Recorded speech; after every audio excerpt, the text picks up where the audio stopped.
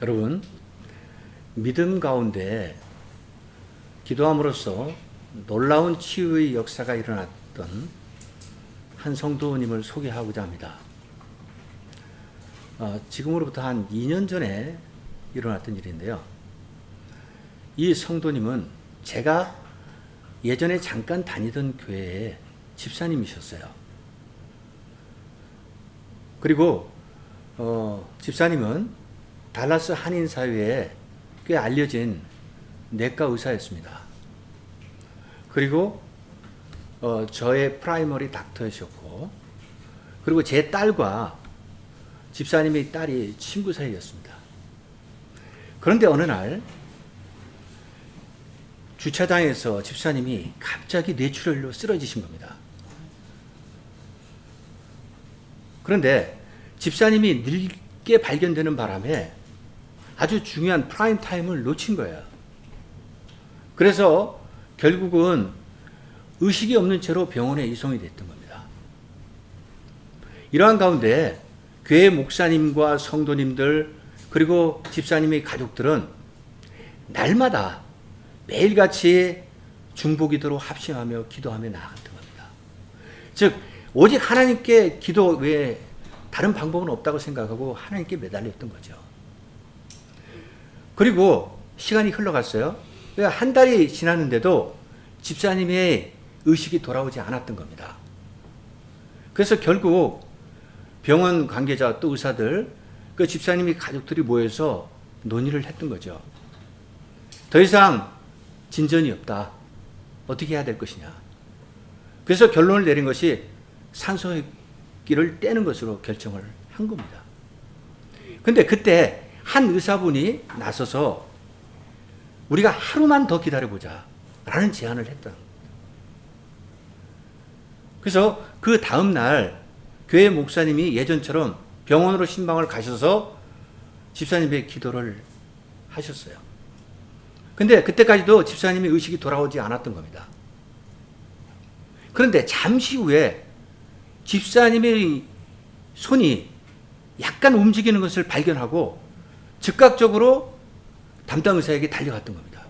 그래서 모든 상황을 이야기하고 나니까 이 담당 의사가 거기에 대한 전격적인 조치를 취하면서 얼마 후에 집사님의 의식이 돌아오면서 깨어났던 겁니다.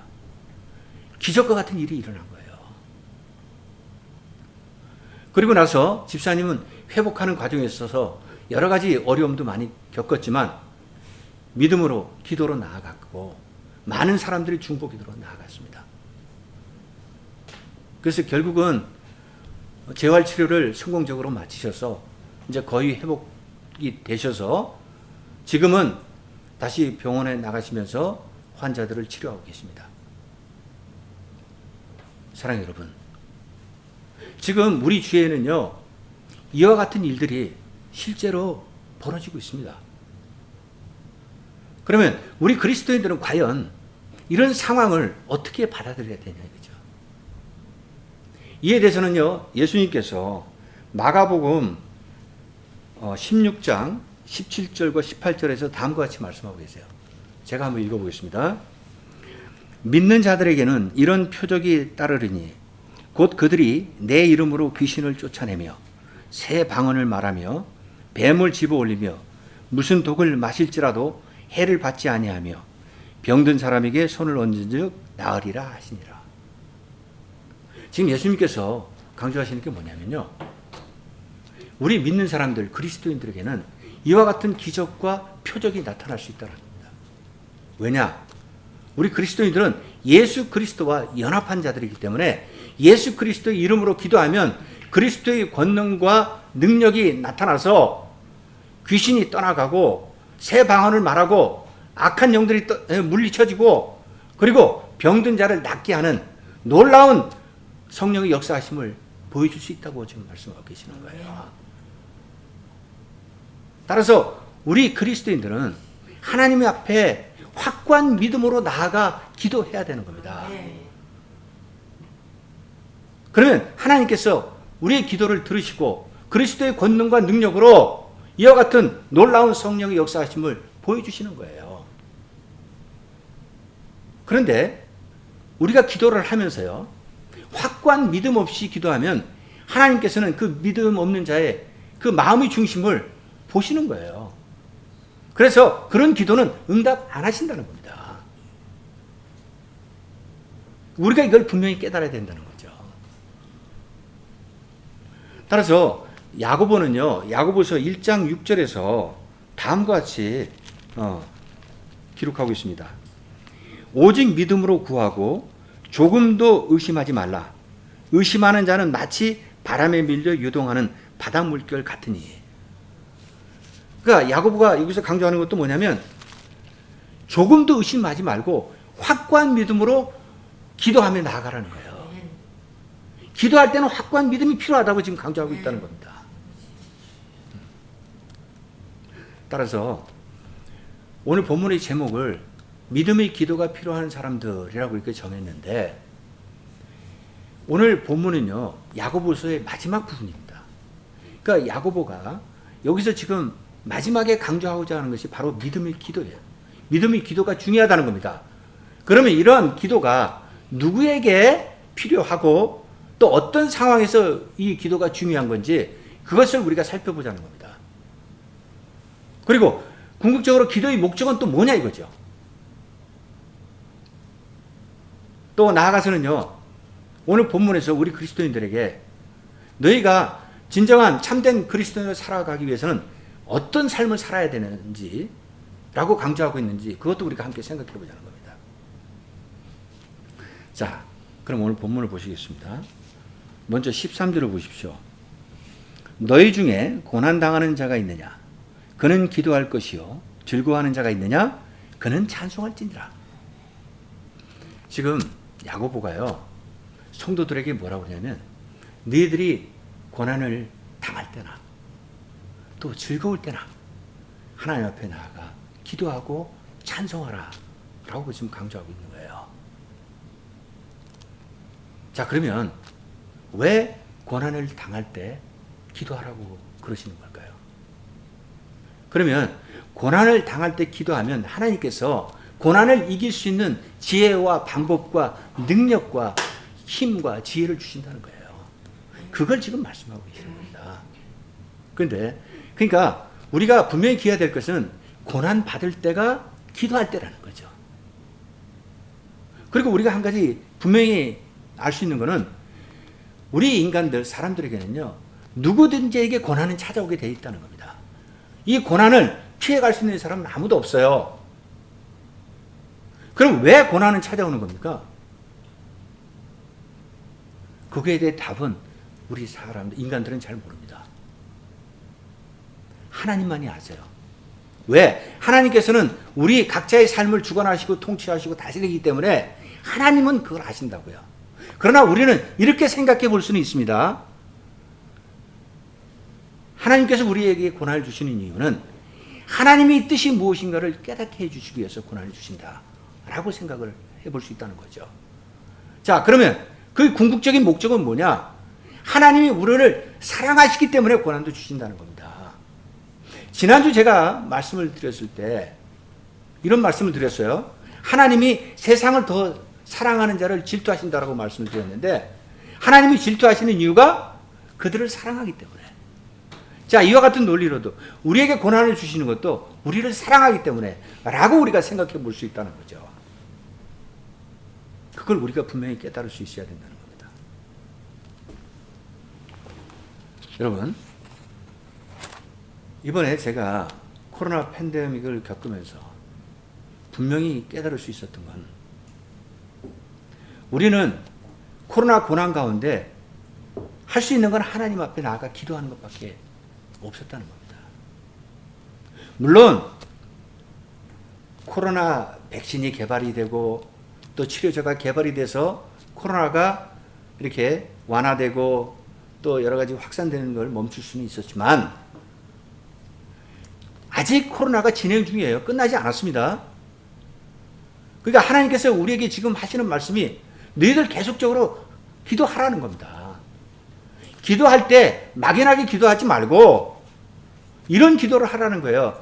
우리가 코로나를 이겨낼 수 있는 힘과 용기와 인내심을 우리에게 달라고 그런 기도가 필요하다는 겁니다. 그럼 하나님께서 우리 기도를 들으시고 우리를 지켜주시고 보호해주신다는 거, 그걸 믿으시기 바랍니다. 그리고 오늘 본문에서 또 야고보가 고난받을 때도 기도하라고 그러지만 또 뭐라고 그럽니까? 즐거울 때도 하나님 앞에 나아가 찬송하라고 강조하고 있어요. 여기서 찬송하라는 이야기는 단순히 우리가 노래를 부르고 찬양하라는 그 의미가 아닙니다. 우리가 깊게 더 들어가면 지금까지 하나님께서 우리를 지켜주시고 보호해주신 거, 하나님의 은혜에 감사하며 기도하며 나아가라는 겁니다. 그런데 솔직히 우리 인간들은요, 우리 그리스도인들은요, 즐겁고 기쁘고 행복할 때 하나님 앞에 잘 기도하지 않습니다. 그런데 우리가 고난을 받을 때, 어려움 받을 때는, 그럴 때는 또 기도하는 사람들이 많아요. 그러니까 지금 야고보가 여기서 강조하는 건 뭐냐? 너희들 기쁠 때, 즐거울 때도 하나님 앞에 나아가 기도하라는 겁니다. 기도가 네 일상이 되고 네 삶의 모든 것이 돼야 된다고 지금 강조하고 있는 거예요. 그래서 사도 바울은 데살로니가전서 5장에서 뭐라고 그럽니까? 항상 기뻐하라. 쉬지 말고 기도하라. 범사에 감사하라고 강조하고 있지 않습니까? 기도하고 감사하고 기뻐하는 게 우리의 삶 속에서 그대로 드러나야 된다는 거죠. 그게 그리스도인의 삶이라는 겁니다. 자, 그럼 이어서 오늘 본문의 14절부터 16절까지를 보십시오. 너희 중에 병든 자가 있느냐? 그는 교회의 장로들을 청할 것이요 그들은 주의 이름으로 기름을 바르며 그를 위하여 기도할지니라. 믿음의 기도는 병든 자를 구원하리니 주께서 그를 일으키시리라. 혹시 죄를 범하였을지라도 사하심을 받으리라. 그러므로 너희 죄를 서로 고백하며 병이 낫기를 위하여 서로 기도하라. 의인의 간구는 역사하는 힘이 큼이니라. 그러니까 지금 여기서는 야고보가요, 성도들을 향해서 너희들 중에 지금 병든 자가 있느냐? 병든 자가 있다면 교회 장로들에게 가서 기도를 요청하라 라고 지금 권면하고 있어요. 그러면 교회 장로들은 어떻게 하느냐? 너희들은 주의 이름으로 그 병든 자에게 기름을 바르고 그들을 위해서 기도해 주라 라고 또 권면하고 있는 겁니다. 그럼 여기서 이야기하고 있는 교회의 장로들은 지금 야고보가 누구를 말하는 것일까요? 그 영어 성경에 보면 엘더라고 표현하는데, 그러니까 단순히 장로의 직분을 받은 사람들, 그런 사람들을 이야기하는 게 아니라는 거죠. 여기서는 이 장로의 의미가 교회의 지도자들을 이야기하고 있는 겁니다. 즉 성령이 충만하고 영적으로 성숙되어 있는 사람들, 교회를 이끌어갈 수 있는 영적 리더들, 그 지도자들을 이야기하는 거예요. 그들이 성령 충만함으로 기도하며 나아갈 때 이런 놀라운 성령의 역사가 나타날 수 있다는 겁니다. 근데 또 야고보가 중요하게 생각하는 건 주의 이름으로 기도하라는 겁니다. 물론 교회 지도자가 장로 같은 분들이 기도하는 거 중요하다는 거예요. 그러나 그들의 믿음의 기도가 병을 낫게 하는 건 아니라는 겁니다. 병을 낫게 하는 건 누구냐? 예수 그리스도의 권능과 능력으로 낫게 한다는 거예요. 그게 중요하다는 겁니다. 그래서 또 야고보가 뭐라고 그러냐면 주의 이름으로 기름을 바르라고 병든 자에게 지금 권면하고 있어요. 여기서 그 기름이 상징하는 의미는 또 뭐냐? 이거는 예수님 그 당시에 이 기름이 약을 대신해서 그런 어떤 치료제로 사용됐다는 겁니다. 그래서 우리가 성경에서 보면요, 그 예를 하나 생각해 볼 수 있는데, 누가복음 10장 33절 34절에 보면 제가 한번 읽어볼게요. 어떤 사마리아 사람은 여행하는 중 거기에 이르러 그를 보고 불쌍히 여겨 가까이 가서 기름과 포도주를 그 상처에 붓고 싸매고 자기 짐승에 태워 주막으로 데리고 가서 돌봐주니라. 여러분, 이 말씀 우리가 잘 아시는 말씀일 거예요. 이 상황은 어떤 상황이냐면 한 율법교사가 예수님 앞에 나와서 질문을 뭐라고 했냐면 우리의 진정한 이웃이 누구입니까? 라고 질문을 던지니까 예수님께서 사마리아인을 비유로 말씀하셨잖아요. 그러니까 예수님이 뭐라고 말씀하셨냐면 어떤 사람이 여리고를 가다가 강도를 만났다는 겁니다. 근데 그 강도를 만나서 거의 죽음의 상태에 이르렀다는 거예요. 그 상황에서 제사장이 지나가다가 그를 봤는데 그냥 지나쳐진 거예요. 그리고 또 레위인이 지나가다가 그를 봤는데도 지나쳤다는 겁니다. 근데 사마리아인이 지나가다가 그 사람을 보고 어떻게 했다고요 지금? 기름을 바르고 포도주를 발라줬다는 겁니다. 그랬더니 그가 결국은 죽음의 상태에서 다시 생명을 구하게 됐다라고 지금 강조하고 말씀하시면서 우리의 진정한 이웃은 바로 이웃을 사랑하는 사마리아인이다 라고 지금 말씀을 하신 겁니다. 그러니까 그 당시에 이 기름이 병든 자를 치료하는 치료제로 사용됐다는 것을 알 수 있다는 거죠. 자, 그럼 이어서요.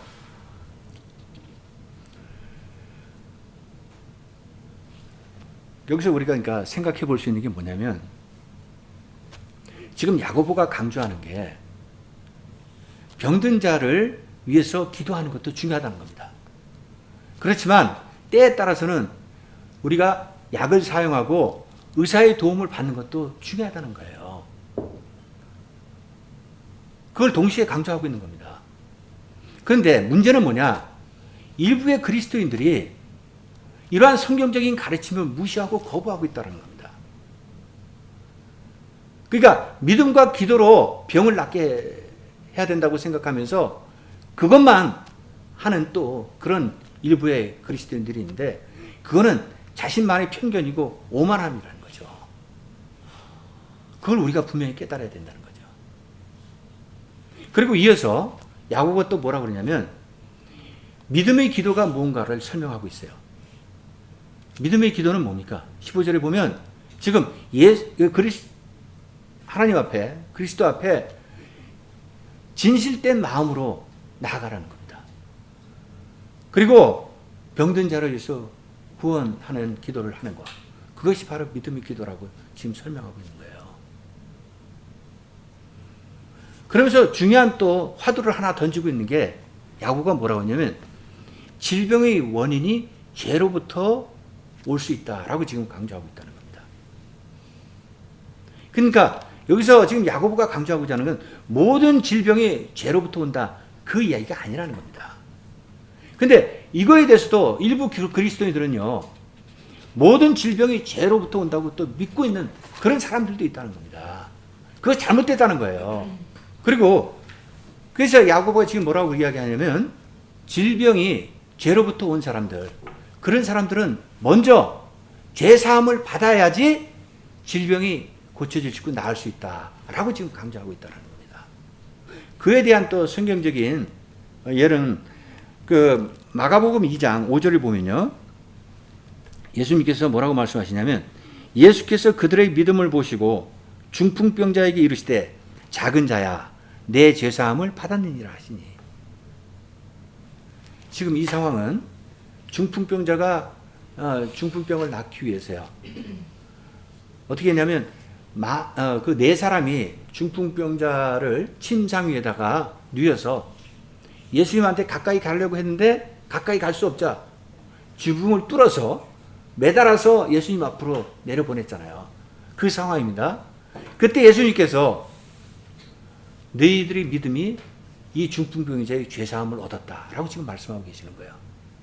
그러고 나서 이 중풍병자의 병을 깨끗이 고쳐주셨습니다. 그러니까 이걸 보면 죄로 인한 병은 죄사함을 먼저 받아야지 병이 고쳐질 수 있다는 것을 지금 우리가 확인할 수 있다는 거죠. 그래서 야고보가 병든 자들을 향해서 지금 뭐라고 그러냐면 너희들이 죄사함을 받는 방법이 두 가지가 있다고 15절 16절에서 이야기하고 있는 거예요. 그 첫 번째 방법은 뭐냐? 병든 자가 자기 죄사함을 하나님 앞에 나가서 회개하며 기도하라는 겁니다. 즉 하나님 아버지 예수 그리스도의 이름으로 저희 죄를 용서해 주십시오 하고 기도하라는 거예요. 그러면 하나님께서 그 기도를 들으시고 그 병든 자의 병을 낫게 해 주실 수 있다는 겁니다. 그게 첫 번째 방법이고, 그 다음에 두 번째 방법은 뭐냐?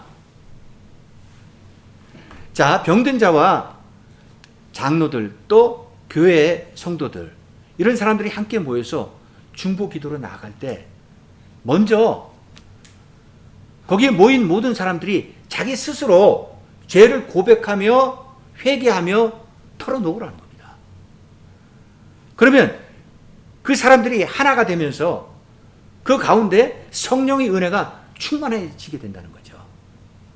하나님의 은혜가 넘치게 되면 그때 이 병든 자를 위해서 합심해서 중보 기도하며 나아가면 그 병이 떠나갈 수 있다. 나을 수 있다. 라고 지금 이야기하고 있는 거예요. 그러니까 야고보는 우리 그리스도인이 병이 들었을 때 이 두 가지 방법을 다 사용하라는 겁니다. 자기 자신이 하나님 앞에 나가서 죄에 대한 회개도 해야 되고, 그리고 교회 지도자들, 성도들에게 알려서 함께 중보 기도로 기도하며 나아가라는 겁니다. 그러면 치유의 영의 역사에서 더 활발해져서 놀라운 치유의 역사가 나타날 것이다 라고 지금 강조하고 있다는 거예요. 그걸 분명히 깨닫으시기 바랍니다. 자, 그럼 이어서요, 오늘 본문의 17절, 18절을 보십시오.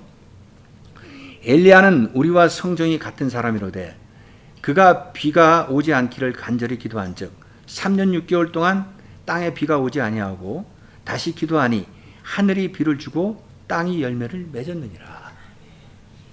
지금요, 야고보가 바로 앞에서 의인의 기도가 역사하심이 크다라고 지금 언급을 했잖아요. 그리고 나서 의인의 인물로 누구를 등장시키고 있냐면 엘리야 선지자를 등장시키고 있어요. 여러분, 엘리야 선지자에 대한 말씀은 열왕기상 17장 18장에 보면 잘 나타나 있습니다. 그러니까 엘리야는 기도하는 사람이었어요. 기도를 통해서 남유다 땅 전역에 3년 6개월 동안 비가 오지 않도록 했고요. 왜냐하면 남유다 왕국이 하나님을 배반하고 많은 죄악을 저질렀거든요. 그때 엘리야가 기도해서 이와 같은 하나님 징벌을 내리도록 하셨던 거예요. 그러고 나서 또 엘리야는 3년 6개월 후에 하나님 앞에 나가 기도하면서 그 땅에 비가 오도록 기도하며 나아갔던 겁니다. 그래서 비가 내리도록 했던 사람이 바로 엘리야입니다. 그러니까 엘리야의 기도로 놀라운 하나님의 역사하심을 우리는 볼 수 있었다는 거죠. 그러면서 야고보는 또 뭐라고 그러냐면 이 엘리야가 우리와 같은 성정을 가진 사람이라는 거예요. 이야기는 뭐냐? 본질적으로 우리와 똑같은 사람이라는 겁니다. 성도들에게 너희와 똑같은 사람이다. 너희들처럼 연약하고 나약한 사람인데 이와 같은 기도의 능력이 나타났다는 겁니다. 그러니까 엘리야만이 놀라우신 신적인 능력을 받은 것이다? 아니라는 거죠. 엘리야는 단지 기도하며 나아갔던 겁니다. 그리고 그 기도를 들으시고 응답하신 분은 누구시다? 하나님이시라는 거예요. 그러니까 하나님이 모든 것을 하시는 거예요. 그걸 우리가 깨달을 수 있어야 된다는 거죠. 자, 그리고 이어서 오늘 본문의 마지막 부분 19절 20절 보십시오. 내 형제들아, 너희 중에 미혹되어 진리를 떠난 자를 누가 돌아서게 하면 너희가 알 것은 죄인을 미혹된 길에서 돌아서게 하는 자가 그의 영혼을 사망에서 구원할 것이며 허다한 죄를 덮을 것입니다. 지금 야고보가요, 마지막에 결론을 누구를 대상으로 하고 있냐면 지금 하나님의 진리를 떠난 자들, 그들이 믿음의 기도가 필요하다는 겁니다. 즉, 그 당시에 이건 누구를 이야기하냐면 이단에 빠져서 하나님을 버리고 떠났던 사람들, 그런 사람들이 많이 있었어요. 그들을 향해서 지금 야고보가 뭐라고 그러냐면, 성도들아, 너희가 그들을 위해서 기도할 수 있어야 된다는 겁니다. 하나님 앞에 기도로 나아가면 하나님께서 너희 기도를 들으시고 그들의 죄를 사해 주신다는 거예요. 그래서 그들의 영혼을 구원의 길로, 생명의 길로 인도하신다라고 지금 강조하고 있다는 겁니다. 그러니까 여기서도 지금 야고보가 강조하는 것은 우리가 할 수 있는 것은 기도하는 것이라는 거예요. 그리고 영혼을 구원하시는 건 하나님의 몫이라는 겁니다. 하나님이 하시는 거예요. 그걸 강조하고 있다는 거죠. 사랑하는 여러분, 오늘 본문을 마무리하겠습니다. 오늘 본문에서 야고보가 궁극적으로 강조하고 있는 게, 지금 믿음의 기도가 필요한 사람들이 우리 주위에 너무나 많다는 겁니다. 고난을 받은 자들, 또 기쁨이 있는 자들, 즐거움이 있는 자들, 슬픔이 있는 자들, 또 병든 자들, 또 어려움 당한 자들, 그리고 하나님을 떠나서 방황하고 있는 자들, 또 하나님을 믿지 않는 자들, 이 많은 사람, 그런 사람들에게 물론 자신들도 나아가서 기도하는 것도 중요하지만 그를 위해서 기도해 주는 사람들도 필요하다는 겁니다. 그래서 우리의 모든 삶은 희로해라. 모든 상황에 기도가 필요하다는 거죠. 그래서 지금 야고보가 진정한 그리스도인의 삶은 기도에 있다라고 지금 강조하고 있는 거예요. 그래서 야고보서 1장 2절에 보면요, 지금 야고보가 뭐라고 이야기하고 있냐? 내 형제들아, 너희가 여러 가지 시험을 당하거든 온전히 기쁘게 여기라. 너희들이 시험 당하고 고난 당하고 어려움이 있을 때 기쁜 마음으로 하나님께 나아가 간구하며 기도하라는 거예요. 슬플 때도 기도하고, 즐거울 때도 기도하고, 감사한 일이 있을 때도 기도하고, 화가 날 때도 기도하고요. 근데 우리가 분명히 깨달아야 될 것은요, 기도는 우리의 뜻을 이루는 것은 아니에요. 하나님의 뜻을 이루는 겁니다. 그래서 기도의 응답이 어렵다라는 거예요. 자, 여러분 이번 한 주간도 이 말씀을 묵상하시면서 주 안에서 주님과 함께 동행하시고 승리하는 여러분 되시기를 간절히 축원드리겠습니다.